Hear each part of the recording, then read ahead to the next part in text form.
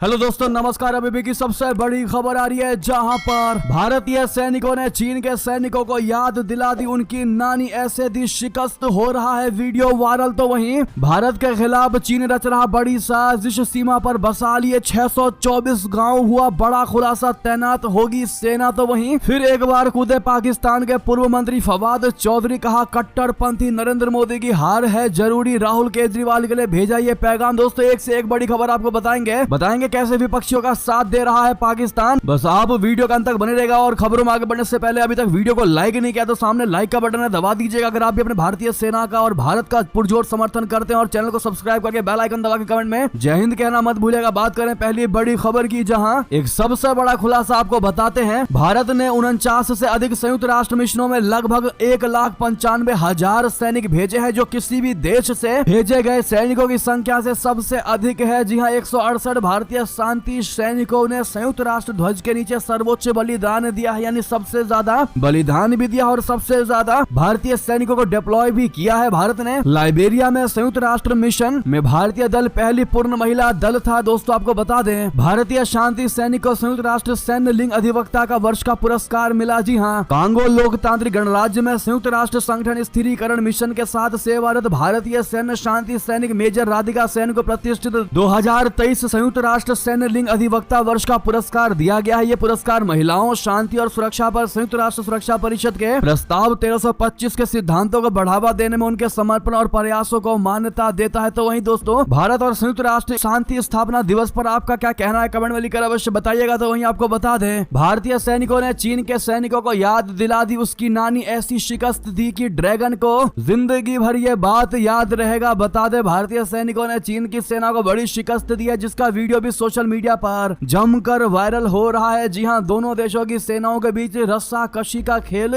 बोले तो tug of war हुआ, जिसमें चीनी सेना को भारतीय सैनिकों ने आसानी से मात दे दी, सेकंड भी नहीं लगा। इस जीत के बाद मौके पर इंडिया इंडिया के नारे लगने लगे और ढोल बजने लगे। इसका वीडियो सामने आया है, जिसके स्क्रीनशॉट्स आप स्क्रीन पर देख पा रहे हैं, जिसमें जीत के बाद भारतीय सैनिकों को जश्न मनाते हुए देखा जा सकता है। आपको बता दें कि अक्सर चीनी सेना और भारतीय सेना के बीच झड़प के वीडियो आते रहते हैं, लेकिन खेल प्रतियोगिता के इस वीडियो पर लोग अपनी प्रतिक्रियाएं भी दे रहे हैं। दरअसल सेना के अधिकारी ने बताया कि भारतीय सैनिकों और चीन के सैनिकों के बीच संयुक्त राष्ट्र शांति रक्षा मिशन के तहत सूडान, अफ्रीका में तैनाती के दौरान यह प्रतियोगिता का आयोजन किया गया था, जिसमें भारतीय सेना की टीम ने चीन को हरा दिया। ऐसे में इंडियन आर्मी को कांग्रेचुलेशन इसके लिए जरूर कहिएगा दोस्तों। तो वहीं आपको बता दे, इतना ही नहीं, बड़ी खबर आ रही है इसी से जुड़ी, जहां भारत के खिलाफ चीन रच रहा है बहुत बड़ी साजिश। सीमा पर बसा लिए 624 गाँव, तैनात होगी वहां पर सेना। जी हां, चीन और भारत में सीमा विवाद सालों से चल रहा है। इसको लेकर दोनों देशों की सेनाओं में झड़प की खबरें भी आती रहती हैं। अब एक रिपोर्ट में खुलासा हुआ है कि चीन ने भारत से सटी विवादित सीमा पर गांव बसा लिए हैं। Washington think tank centre for international and strategic studies की रिपोर्ट में यह दावा किया गया है। रिपोर्ट में 16 मई को कहा गया है कि हिमालय में चीन भारत के साथ अपनी विवादित सीमा पर सैकड़ों गाँव बसा रहा है। न्यूज वीक की रिपोर्ट में तो सैटेलाइट तस्वीरों का हवाला दिया गया। इसमें 2022 से 2024 की तस्वीरों से तुलना की गई है। चीन ने पिछले 4 साल के भीतर ही 624 गांवों का निर्माण किया है। जी हां, बता दें कि भारत के साथ चीन के सैनिकों की सीमा विवाद को लेकर झड़प होती रहती है। दिसंबर 2020 में चीन और भारत के सैनिकों के बीच लड़ाई हुई थी। 1962 में दोनों देशों के बीच सीमा को लेकर युद्ध लड़ा गया। पिछले 3 वर्षों में भी झड़पें देखी गई। तो वहीं आपको बता दें, एक अफगानी का हुआ वीडियो वायरल, कहने लगा कि भारत हमारा भाई है, दोनों मिलकर करेंगे हमला, पाकिस्तान को बर्बाद कर देंगे। जी हाँ, पाकिस्तान को लेकर अफगानिस्तान की क्या सोच है, क्या सोच रखता है अफगानिस्तान पाकिस्तान के साथ, आपको बता दे। एक अफगानी शख्स का कहना है, जिसका वीडियो तेजी से वायरल हो रहा है, जिसमें वो पाकिस्तान के खिलाफ नफरत जाहिर करता दिखाई दे रहा है। इसके बयानों से लग रहा है कि अफगानिस्तान काफी ज्यादा पाकिस्तान से चिढ़ा हुआ है और पाकिस्तान फूटी आंख भी नहीं सुहा रहा है अफगानिस्तान को। दोस्तों, अफगान के व्यक्ति ने ये तक कह दिया है कि आप भारत की ओर से हमला कीजिए, हम इधर से हमला कर देंगे और पाकिस्तान को खत्म कर देंगे, पाकिस्तान को बर्बाद कर देंगे। ये वीडियो तेजी से वायरल किया जा रहा है। दरअसल एक भारतीय यूट्यूबर ने अफगानिस्तान में पाकिस्तान के प्रति लोगों की राय जानने की कोशिश की। इस दौरान एक शख्स पाकिस्तान के खिलाफ भड़क गया। वायरल वीडियो ट्विटर अकाउंट से भी शेयर किया गया। ये वीडियो अफगानिस्तान की एक मार्केट का है। इसमें एक अफगानी बुजुर्ग कहता है कि भारत हमारा दोस्त और भाई है, लेकिन पाकिस्तान हमारा दुश्मन है। उस तरफ से तुम मारो, इस तरफ से हम मारेंगे। भारतीय शख्स ने कहा कि एक रोड बना लीजिए जहां भारत अफगानिस्तान मिल सके। बुजुर्ग ने कहा कि तुम तुम उधर से मारो मैं इधर से, तभी मिलेंगे अफगानिस्तान और यहाँ के लोग आपका साथ देंगे। बहरहाल दोस्तों इस पर आपकी क्या राय है बताइएगा जरूर। तो वहीं आपको बता दें फिर कूदे पाकिस्तान के पूर्व मंत्री फवाद चौधरी, बोले कट्टरपंथी नरेंद्र मोदी की हार है जरूरी राहुल गांधी के लिए और केजरीवाल के लिए भेजा पैगाम। दरअसल पाकिस्तान के पूर्व मंत्री फवाद चौधरी ने सियासी बयानबाजी के जरिए फिर से पाकिस्तान के आम चुनाव में कूदने की कोशिश की है। उन्होंने कहा कि प्रधानमंत्री नरेंद्र मोदी और उनकी कट्टरपंथी सोच की हार बहुत जरूरी है। इमरान खान के नेतृत्व वाली तत्कालीन सरकार में मंत्री रहे फवाद चौधरी के मुताबिक कश्मीर या हिंदुस्तान के बाकी मुसलमान हो इस वक्त कट्टरपंथी विचारधारा का सामना कर रहे हैं। जिस प्रकार के बाकी अल्पसंख्यक जुल्म सह रहे हैं ये बहुत जरूरी है। नरेंद्र मोदी चुनाव में शिकस्त खाएं और पाकिस्तान में हर शख्स यही चाहता है कि वो शिकस्त जरूर खाएं, हार जरूर जाएं। फवाद चौधरी ने आगे दावा किया कि हिंदुस्तान और पाकिस्तान के ताल्लुकात तभी बेहतर हो सकते हैं जब उग्रवाद कम होगा। पाकिस्तान में हिंदुस्तान को लेकर नफरत नहीं है लेकिन वहाँ आरएसएस और भाजपा का अलायंस है, वो पाकिस्तान और मुसलमानों को लेकर नफरत पैदा कर रहा है और हमारा ये फर्ज है कि इस विचारधारा के लोगों को शिकस्त दे, उनको हराएं। यानी कि दोस्तों फवाद चौधरी ने अपने इन बयानों से क्लियर कर दिया है कि वो पीएम मोदी को हराना चाहता है। तो वहीं पाकिस्तानी ये पूर्व मंत्री ने कहा कि वो समझता है कि इंडिया के वोटर बेवकूफ नहीं है, पाकिस्तान से ताल्लुकात बेहतर हो और हिंदुस्तान एक प्रोग्रेसिव मुल्क के तौर पर आगे बढ़े, इसमें भारतीय वोटर का फायदा है। इसके लिए नरेंद्र मोदी और उनकी जो कट्टरपंथी सोच है उसकी शिकस्त होना बहुत जरूरी है। जो भी उन्हें हराएगा चाहे वो राहुल गांधी हो या अरविंद केजरीवाल हो या फिर ममता बनर्जी हो, उसके साथ हमारी शुभकामनाएं हैं। दोस्तों आपको बता दें फवाद चौधरी का ये बयान तब आया है, यानी कि तीसरी बार तब आया है जब नरेंद्र मोदी जी ने इन टिप्पणियों को लेकर कहा था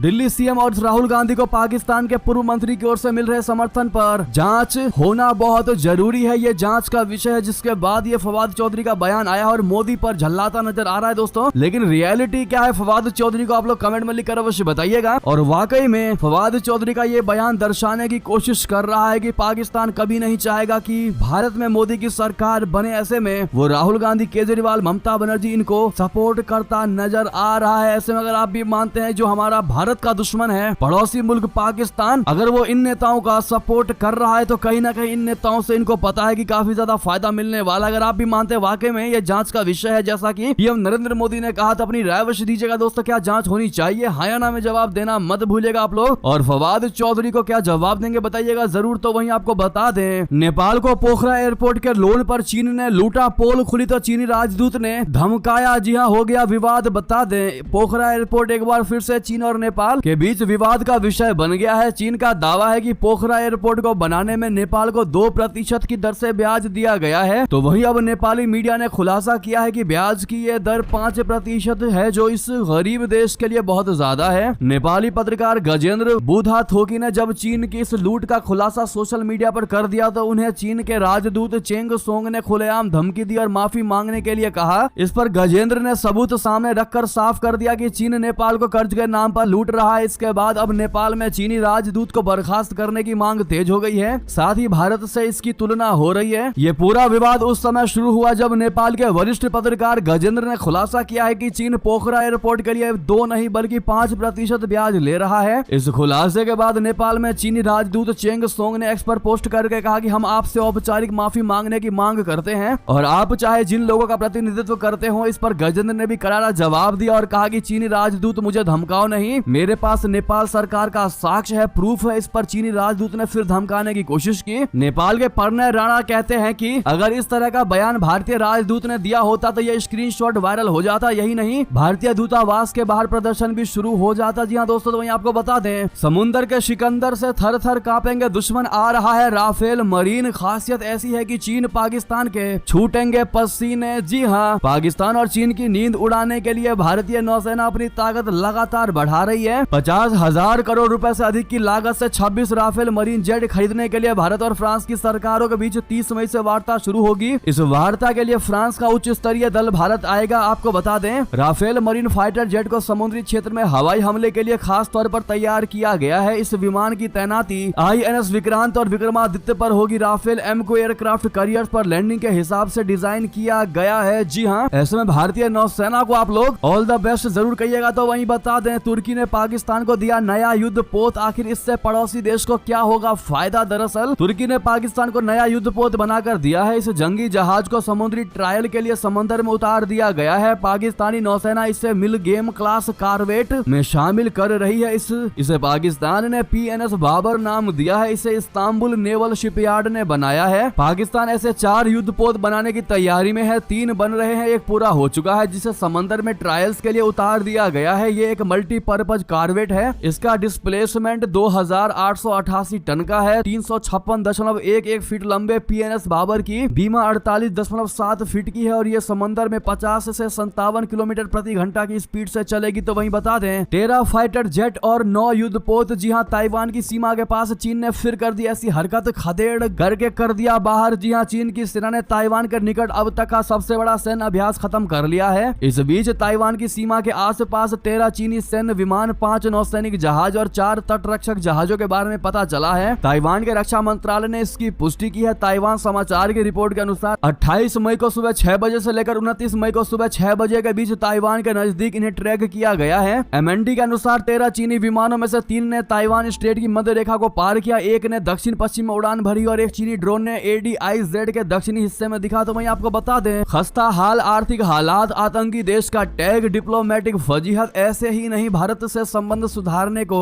मजबूर हुआ पाकिस्तान। दरअसल खस्ता हाल आर्थिक हालात, आतंकी देश का टैग, दुनिया भर में डिप्लोमेटिक फजीहत के बीच पाकिस्तान अब सुधरना चाहता है, भारत से भी बेहतर रिश्ते की उम्मीद बढ़ाने लगा है। यही वजह है कि पुरानी गलतियों पर पर्दा डालने के बजाय खुलकर स्वीकार करने में गुरेज नहीं कर रहा है। मंगलवार को पूर्व प्रधानमंत्री नवाज शरीफ ने सत्तारूढ़ पाकिस्तान मुस्लिम लीग नवाज की कमान संभालते ही भारत से पुराने रिश्तों को याद किया। नवाज शरीफ ने माना कि 1999 में हुए लाहौर समझौते को तोड़ना हमारी यानी पाकिस्तान की गलती थी। नवाज ने कहा कि पाकिस्तान ने 28 मई 1998 को 5 एटमी परीक्षण किए। उसके बाद वाजपेयी साहब, जो कि उस समय भारत के प्रधानमंत्री थे, लाहौर आए थे और उनसे हमसे यहाँ वादा किया गया था। ये अलग बात है कि हमने वादे के खिलाफ काम किया और उसमें हम कसूरवार हैं। जी हाँ, नवाज ने करगिल युद्ध का जिक्र किया और सीधे तौर पर जनरल परवेज मुशर्रफ को निशाने पर लिया। नवाज ने अपने भाषण में यह भी कहा कि अमेरिका के तत्कालीन राष्ट्रपति बिल ने उन्हें न्यूक्लियर टेस्ट ना करने के एवज में $5 अरब देने का ऑफर दिया था। दोस्तों, तो वहीं आपको बता दें, एर्दोगन की इजरायली PM को बड़ी धमकी, नेतन्याहू तुम्हारा हश्र हिटलर जैसा होगा, तुर्की तुम्हें नहीं छोड़ेगा। बता दें, तुर्की के राष्ट्रपति रेसेप तैयब एर्दोगन ने राफा में इजराइल की कार्रवाई के खिलाफ बेंजामिन नेतन्याहू को खुलेआम धमकी दी। उन्होंने कहा कि इस हमले से एक आतंकवादी राज्य के बदसूरत चेहरे से पर्दा हट गया है। एर्दोगन ने जोर देकर कहा कि इजराइल के प्रधानमंत्री बेंजामिन नेतन्याहू और उनके सहयोगी सजा से बच नहीं पाएंगे और उनका हश्र एडोल्फ हिटलर और अन्य युद्ध अपराधियों जैसा ही होगा। एर्दोगन इससे पहले भी नेतन्याहू को कसाई और हिटलर बताते रहे हैं। खलीफा एर्दोगन का देश तुर्की खुलकर खूंखार आतंकी समूह हमास का समर्थन करता है। इस्तांबुल के बाहरी इलाके में अदनान मेंड्रेस कॉन्फ्रेंस सेंटर में एक सेमिनार में बोलते हुए एर्दोगन ने इस बात पर प्रकाश डाला कि गाजा में 36,000 से अधिक लोग उन लोगों की हरकतों के कारण शहीद हुए हैं जिन्हें उन्होंने यानी हत्यारे और कसाई कहा था। तुर्की के राष्ट्रपति ने कहा कि राफा में शरणार्थी शिविर पर आपराधिक इजरायली हमला अंतर्राष्ट्रीय न्यायालय द्वारा